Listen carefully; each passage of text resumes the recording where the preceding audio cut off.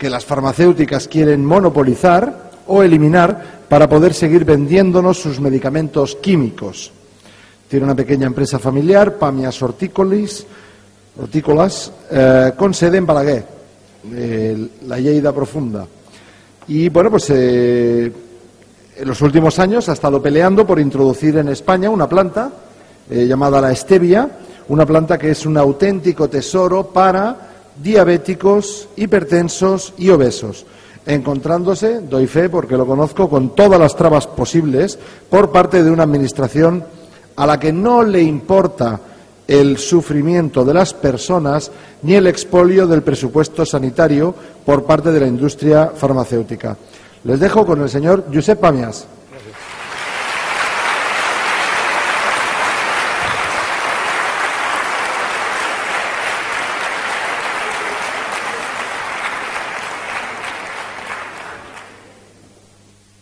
Buenas tardes. Yo creo que todo este arsenal de plantas no haría falta si hiciéramos caso a todos los ponentes que antes han intervenido aquí. Si la alimentación fuera correcta, cumpliríamos con lo que ha cerrado la conferencia anterior, que es lo que decía Hipócrates, que tu alimento sea tu medicamento, ¿no? Pero bueno, estos últimos años, estas últimas décadas, esto se ha olvidado. Incluso se ha sacado en el protocolo del juramento hipocrático, cuando le dan el título a los médicos, esta frase ya no está. Y es quizá de las más importantes, porque antes no había tanta técnica ni tanta sofisticación, pero sí que había conocimientos profundos de lo que significaba la alimentación, ¿no? Y como no se podía pervertir con tóxicos, sabían perfectamente que aquello era lo que tenían más a mano para evitar enfermedades. Incluso la OMS, cuando fue creada después de la Segunda Guerra Mundial, su objetivo era aleccionar al mundo cómo comer bien, cómo nutrirse mínimamente para no padecer enfermedades. Pero con pocos años, los gobiernos que forman la ONU permitieron que la OMS se transformara en un organismo regulador de medicamentos. Y actualmente la OMS se financia con el 80% de aportaciones de la industria farmacéutica y un 20 miserable por ciento por lo que aporta la ONU a través de los gobiernos. Lógicamente, delante de esta perspectiva, es difícil que cuando los gobiernos ceden su responsabilidad de procurar salud a un organismo corrupto, no lo digo yo, está diciendo mucha gente, de que quien está entrando y saliendo de la OMS son personajes, directores generales de esas empresas mafiosas farmacéuticas, ¿no? Por tanto, cuando todo escalafón médico tiene que actuar en conciencia, lo tiene muy difícil porque hay un gobierno mundial ya efectivo, que es un gobierno no elegido, es la OMS. ¿Quién ha elegido la OMS? Nadie. La ONU es un gobierno democrático donde 4 países tienen derecho a veto, y depende de la ONU. Por eso, ¿por qué los gobiernos han hecho dejación, siendo que son los únicos representantes democráticos de un pueblo, de sus responsabilidades sanitarias? Porque esta industria farmacéutica, que no solo farmacéutica, fabrica semillas, fabrica pesticidas con los que les han envenenado durante esa época de Revolución Verde, domina las economías mundiales. La más grande concentración de negocio y de beneficio está en estas manos. Y esto es lo que gobierna el mundo. ¿Quién financió la campaña de Obama?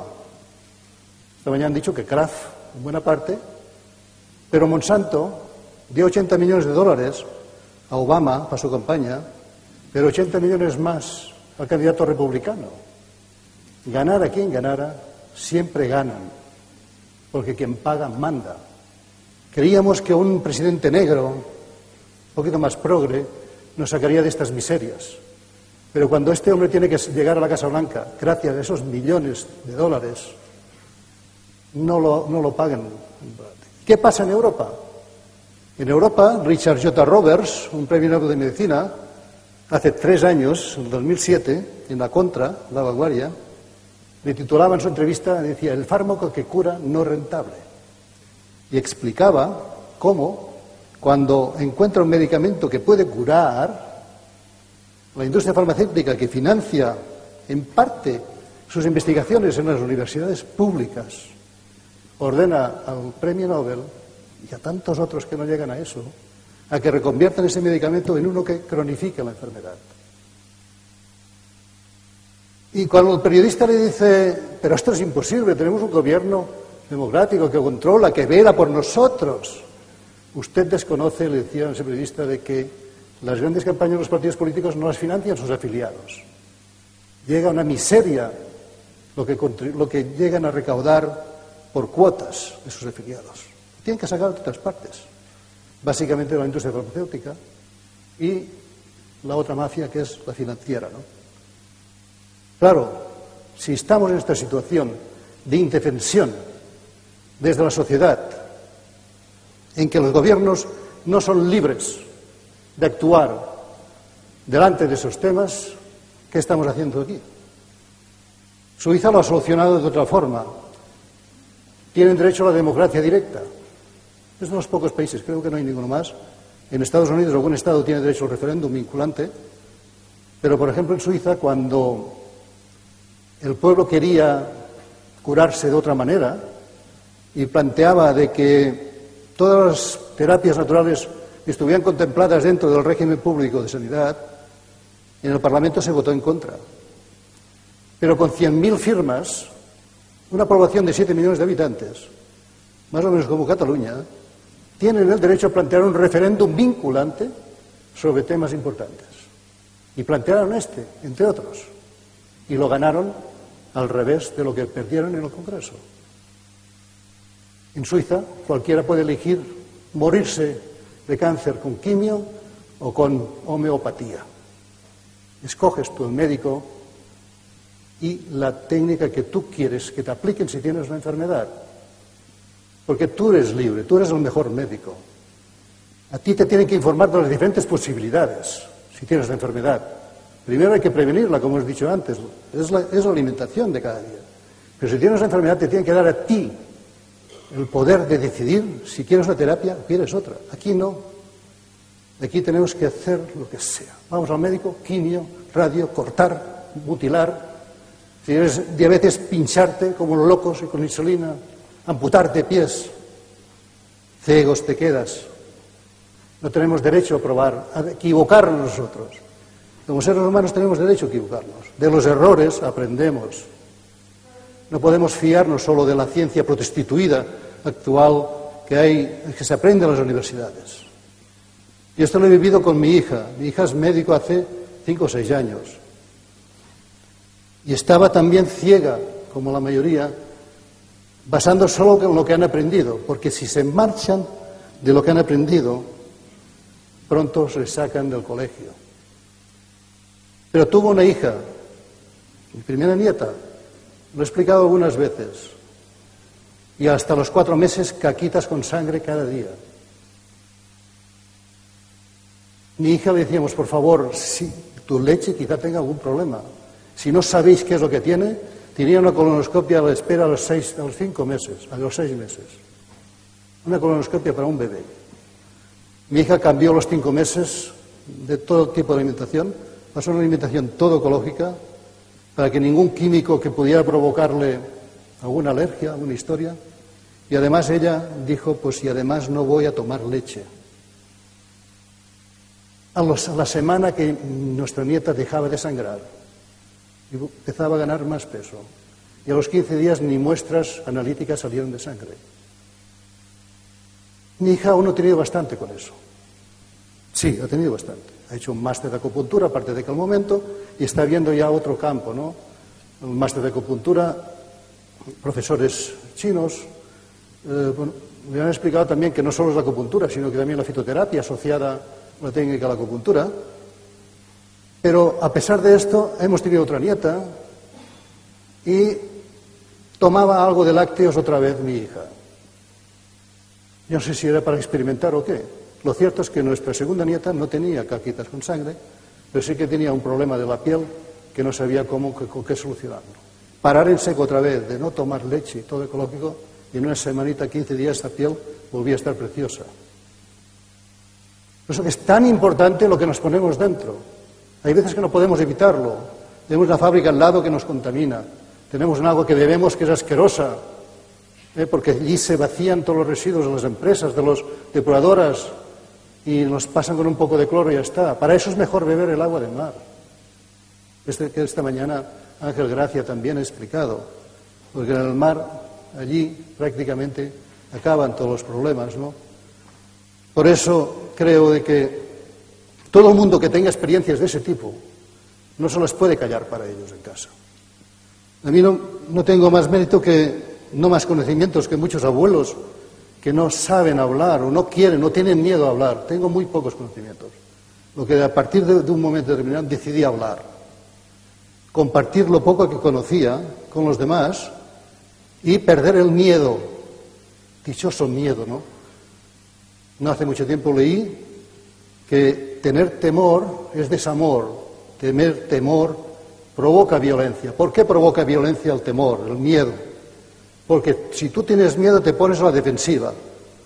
Estás siempre a la espera de una agresión y estás en plan violento esperando esa agresión. Tienes miedos por algo, tienes miedo a algo, ¿no? Si pierdes el miedo, y os lo aconsejo, vais a disfrutar. Te van a respetar. Se acabó la historia. Se acabó la historia. Piensas de otra forma. No hace falta levantar la voz. Antes, años atrás, en los movimientos sindicales, políticos, manifestaciones, gritos, otras personas han dicho gritar significa que tienes muy lejos la persona que tienes delante.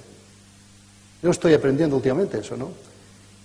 Y ahora me estoy dando cuenta de que esos últimos años que he bajado la voz y hablo, simplemente de mis vivencias, puedo conectar mejor con las personas. Porque a gritos, es verdad, no se va a ninguna parte, ¿no?